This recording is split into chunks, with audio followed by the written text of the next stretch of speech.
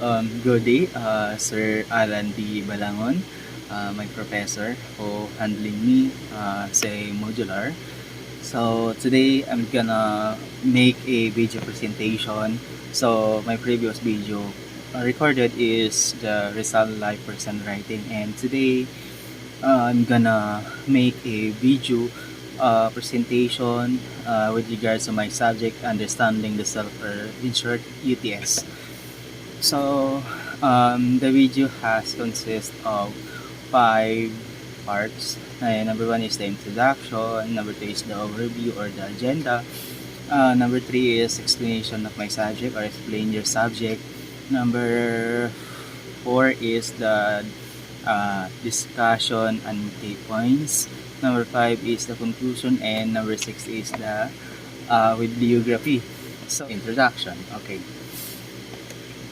Okay, we'll start. Imagine a world where you wake up one morning and everything feels different. Imagine your reflection in the mirror seems unfamiliar.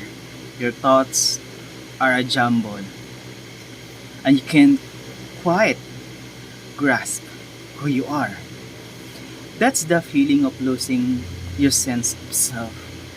That's the feeling of losing your sense of self. It's a frightening experience that highlights the importance of understanding who we are. This presentation explored the multifaceted nature of the self, delving into how various perspectives, particularly from the psychology, sociology, and philosophy, shape our understanding who we are. Okay, so today we're gonna discuss the philosophy, the sociology, and the psychology. So we're gonna discuss what is the connection these three to know who we are. Okay. Let's proceed to the overview. Okay. We will embark on a journey of self-discovery, examining the self through the lens of, number 1 is the psychology. So exploring the inner workings of mind, motivation, and how past experience shape us. So we're gonna discuss the psychology, and we will exploring how the experience shape us now. For example, I was not like this now, if not because of my experience. Hindi magiging ako ngayon kung hindi dahil sa experience ko. Based on what I ano yung mga napagdaanan ko bago ako nakarating sa ngayon, at ngayon nagiging estudyante dito sa Metro Business College. Kasi hindi lang naman agad-agad ako nagiging estudyante dito. Marami ako pinagdaanan bago ako nakakarating dito. Okay, next, we'll proceed to the sociology. Understanding how social interaction, group membership, and cultural influence shape our concept. Okay, sociology. So, sociology, or we will know, known as society. Okay, so we will understand how our interaction to the group membership in our society. So paano yung cultural influence nila sa atin, 'di ba? Para ma-shape natin yung masasabi nating self-concept sa sarili natin. Mga halimbawa lang yan is, ako personally, galing ako Mindanao.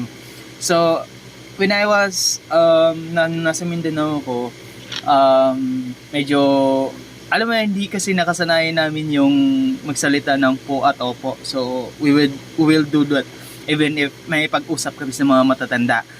And isa yun sa mga nung nagpunta ka ng Maynila, syempre culture shock na rin yun. And doon na rin yun, nandun na rin yung cultural influences na na-influence ako. For example, nung una kong punta kasi dito, Batangas.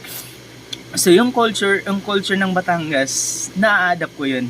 And it makes shaping myself, self-concept. So next, we'll proceed to the philosophy. So delving the nature of the self and meaning of existence. and the quest of personal meaning. So, um, sorry. So, we will we will delve into the nature of the self by the meaning of existence. Ano bang meaning, bakit nga ako naging tao? Bakit ako naging ganito? Ano bang meaning? So, we will discuss that. Okay, to the next. Okay, to the next parts. Number 3, explain your subject or the explanation of the subject. The self is not a static entity, but a dynamic and ever-evolving tapestry woven from our thoughts, feelings, experiences, and relationships. It is a complex puzzle that we spend our lives facing together. Imagine a tapestry with the threads of different colors, textures, and patterns. Some threads are vibrant and prominent, reflecting our core values and beliefs. Others are subtle and hidden, representing our past experience and subconscious influence. Okay. Self is basically self is not a static identity. Hindi lang siya but a dynamic.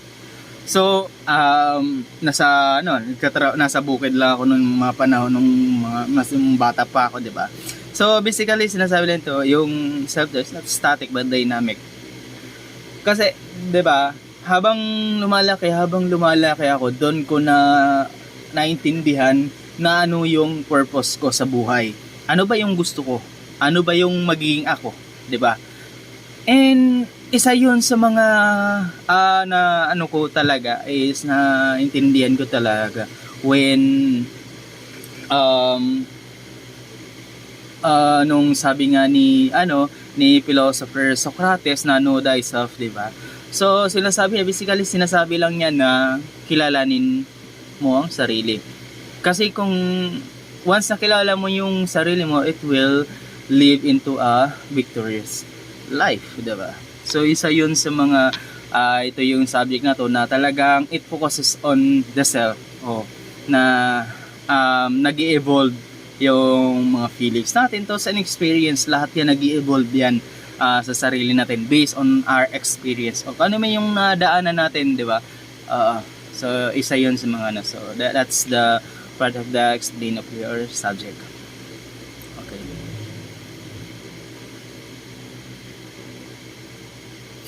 Okay. We'll proceed to the discussion and example points. Psychology. Okay. First we will engage to the philosophy. Okay. So, what is philosophy? Philosophy is about finding answer to a serious question that about ourselves and what about the world we live in. For example, what is the morally right and wrong and why, 'di ba? Ano ba yung moral, ano ba yung tama, ano ba yung mali, 'di ba? At bakit, 'di ba? Isa din sa mga din, tama ba yung magnakaw? Ba't yung ninakaw is binibigay dun sa mga sa nangangailangan? 'Di ba? Tama bang pumatay? Pero yung pagpatay na yon is para mapalaya yung sangkatauhan, 'di ba? Isa 'yun sa mga talagang tinatanong ng philosophy. And yun, isa dun sa mga tinatanong pa is what is a good life, 'di ba? Paano natin masasabi na good life? Pwede ba natin siya masabi na mayaman ka pero wala kang pamilya? Or may pamilya ka pero wala kang yaman? Is it considered good life, di ba? Isa yun sa mga tinatanong sa philosophy. And isa pa is, does the God exist, di ba? Tinatanong nila, totoo bang nag-i-exist yung God? And pag sabing oo, bakit niya ako parang hindi ko siya naramdaman? Or bakit niya ako pinapahirapan? Isa yun sa mga tinatanong sa philosophy.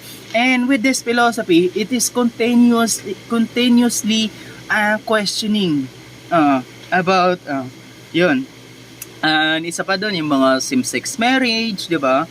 Yung mga death penalty, di ba? Isa yun sa mga tinatalakay sa philosophy. And, okay. Okay. So, the first philosophy who used term philosophy is Pythagoras.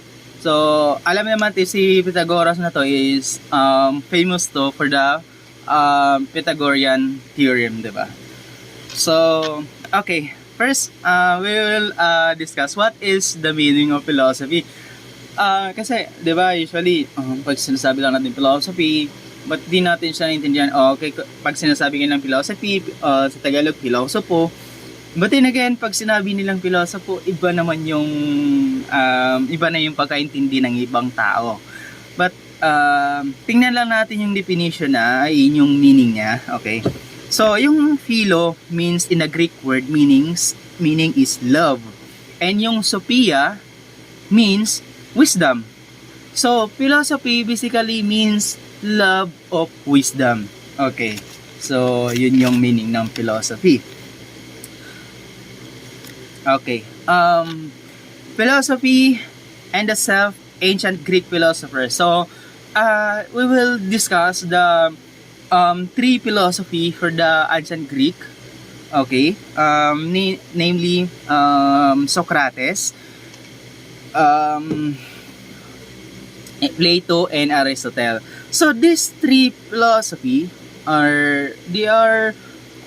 ito talaga yung pinupush nila na to know yourself, di ba? Ito talaga yung inaano nila na okay, kailangan mo maintindihan yung sarili mo. Kasi kung hindi mo naman maintindihan yung sarili mo, paano mo naman masasabi na masaya ka? Paano mo masasabi na ano yung gusto mo, di ba? Basically, yun yung isa yun sa mga talagang pinupush ng mga ancient Greek philosophers from the Western, di ba? Okay. So, Socrates, okay. Socrates said that unexamined life is not worth living. Okay. Unexamined life. So, basically, sinasabi lang niya dito na pag hindi mo alam yung gusto mo, it's not worth living, di ba? Kasi para saan pa yung mabuhay ka? You don't know what is your goal in life, di ba? Hindi mo alam kung ano yung magiging gusto mo in the future, di ba?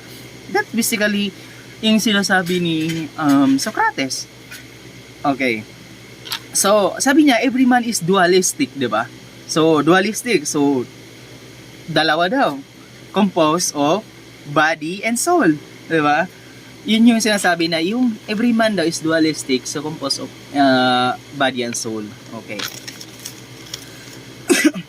The two important aspect of his personhood, yung body daw is imperfect and impermanent. And yung soul naman is perfect and permanent. Basically, ang sinasabi lang niya na every man is dualistic kasi nga yung body is imperfect and yung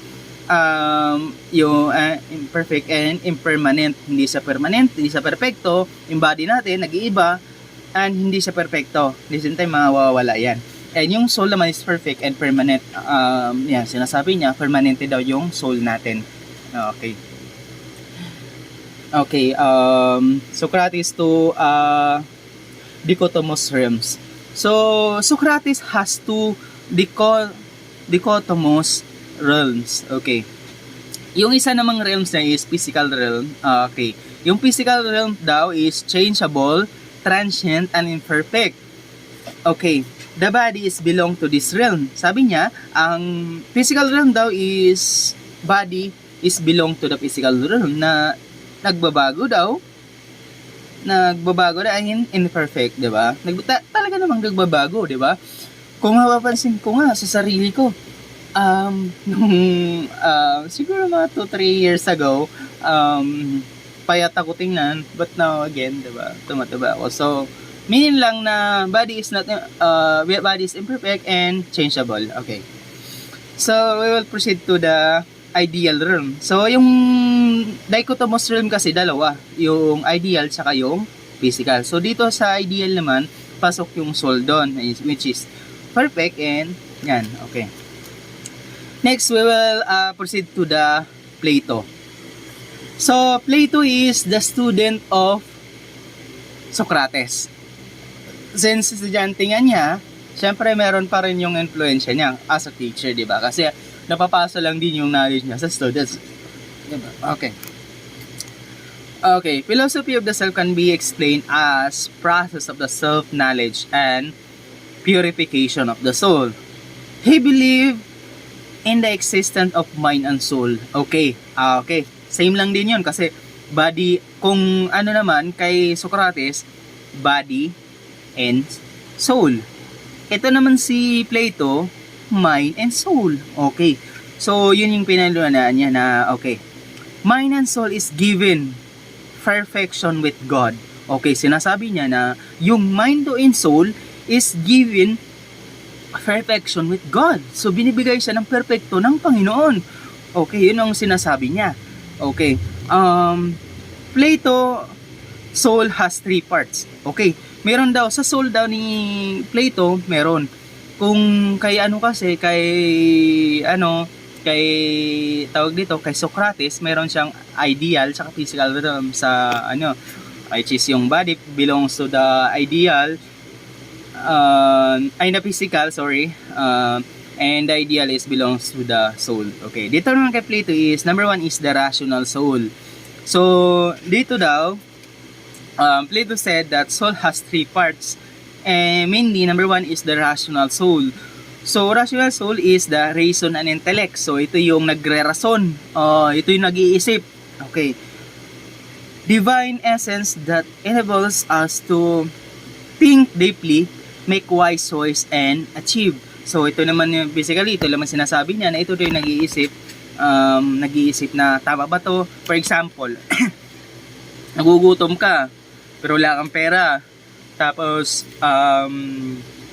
talagang gutom na gutom ka. So, si utak gusto mo magnakaw, pero naisip ni rational soul na, wag mong gawin yan. Kasi hindi tama yan. Hintayin natin na magkapera tayo bago tayo bumili. Para bumili ng pagkain. So, yun yung sinasabi sa rational soul ni Plato.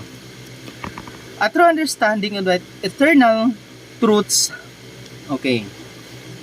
Number 2 is the spirited soul. Okay, ito yung pangalawa.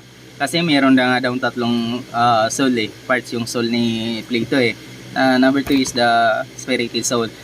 Emotion and passion. Okay, basic emotions such as love, anger, ambition, empathy, and aggressiveness. So, based dun sa nakwento ko nga, di ba? Ito si spirited soul, he doesn't think. He just wants something. Okay, gusto lang niya na, okay, gusto ko to. Sige, gusto ko yan.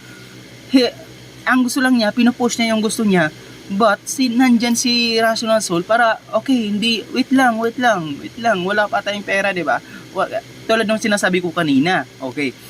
So, dito papasok naman si appetitive soul, yung mga basic needs, di ba? Okay, appetitive soul. Ito yung pangatlo ng sinasabi ni Plato. Basic needs includes our basic biological needs such as hunger, thirst, and sexual desire. These 3 elements of ourselves are in a dynamic relationship with one another, sometimes in conflict, di ba? Tulad nga sinabi ko, sometimes with conflict daw. Na minsan daw nagkakaroon ng conflict. Tulad nga ng sinabi ko kanina na minsan gusto ni okay, appetitive soul, yung mga basics needs naman talaga natin, kailangan natin pag nagugutom, di ba? Ang gusto ni spirited soul, okay, gusto ko kumain, di ba? Pero sabi ni rational soul, wag muna. Ay ba, pag nasa meeting, sa gugutom ka, gusto ng spirited soul mo, gusto ko kumain. Sabi ni rational soul, wait lang, kasi nga nasa meeting ka pa, wait mo na lang matapos yung meeting para makakain ka. Basically, si rational soul, siya yung naging mediator na lang. Okay. Okay, let's proceed to Aristotle. So, the soul is the essence of the self. Okay. A student of Plato. So, ito naman si Aristotle, estudyante siya na Plato. So, technically, since estudyante siya, meron pa rin naman siguro siyang nakuhang knowledge. What we call that, meron pa rin siyang influence with his teacher. Plato. As to the body and soul are not two separate elements, but are one thing. So sinasabi ni Plato dito na yung body and soul daw is not separate elements. Sinasabi na hindi hiwalay yan. Iisa yan sila. Di pwede maghiwalay yan. Okay. The soul is simply form of the body and is not capable of existing without the body. Yung sabi niya na di naman hiwalay yan eh. Iisa lang yan. Kasi kung mawawala si body, hindi naman mag-i-exist si soul, di ba? Or kung mawawala si soul, walang buhay yung body. So basically, iisa sila. Okay, dito pwede ko siya masasabi na okay, oo nga no. Kasi kung mawawala si soul, paano si body? Mawawala si body, paano si soul? Diba? So, isa yun sa mga, tinawala ni Aristotle. The soul is not, is that which makes a person a person. The soul is essence of the self. Okay, dito sila sabi na yun na, yung the soul is, kung yung soul light yan is make us a person. So, hindi naman siya hiwalay talaga, is iisa lang sila, and that make us a person, di ba? So, yun yung sinasabi ni Aristotle. And Aristotle suggests that the national nature of the self is not lead a good, flourishing, and fulfillment life. Without the body, the soul cannot exist. The soul dies along with the body. Okay? Nasabi lang niya na pag namatay si soul, mamatay din si body. Or namatay yung body, mamatay yun din soul. So, yun yung sinasabi ni Aristotle. Okay. So, Aristotle, kind of soul. Meron din, kung meron si Plato na rational soul, spirited soul, tsaka yung appetitive soul. Kung meron siyang 3 types nun, meron din si Aristotle. So, Aristotle proposed that number 1 is the vegetative. Includes the physical body that can grow. Okay, vegetative daw includes a physical body that can grow.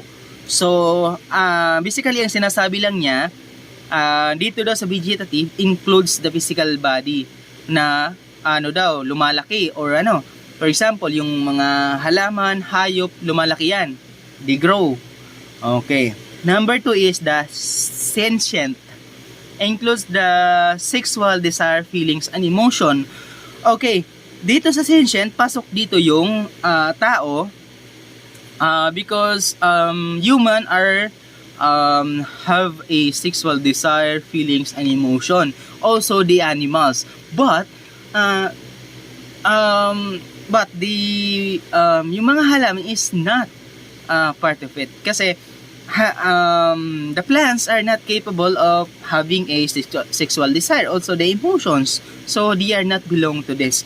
Number 3 is the rational. Okay, rational. This is the last one of the Plato. Is what make us human. It includes intellect that makes man. Okay, rational. So rational is human is belong to this. Unfortunately, animals are not belong here. Okay, pwede na siyang masabi, bakit naman yung hayop hindi belong dito sa rational soul? Pag sinasabi mong 2, for example lang to pag sinasabi mong 2 dun sa aso, tumatahol silang dalawa. Aw. Pero alam ba niya na dalawa yung sinasabi niya? Basically, animals are not capable of reasoning.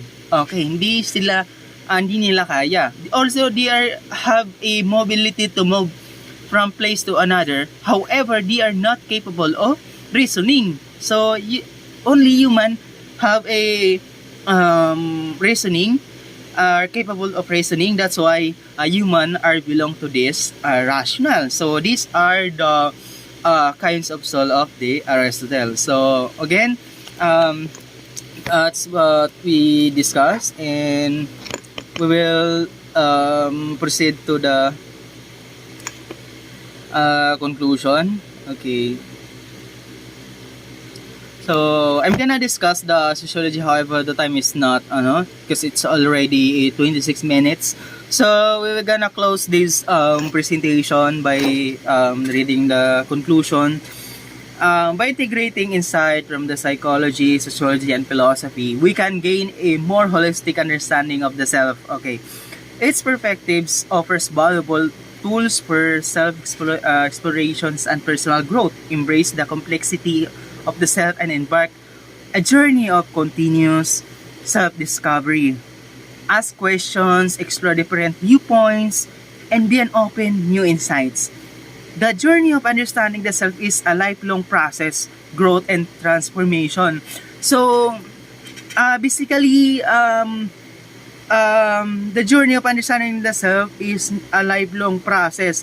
Habang lumalaki tayo, doon natin naintindihan what is the meaning of self, what is the meaning of life. So, habang lumalaki tayo, we are keep gaining knowledge and trying to understand what is the purpose of our life, what is the purpose to live now, and what do you want in the future. That's all. So we'll proceed to the bibliography. So the bibliography is so the title is, I get this from the YouTube channel, so I'm not so I'm just being honest. From Lara Teresa of YouTube channel. URL you should www.com channel US. So this description of this channel is, the YouTube channel is run by Teresa Lara Teresa.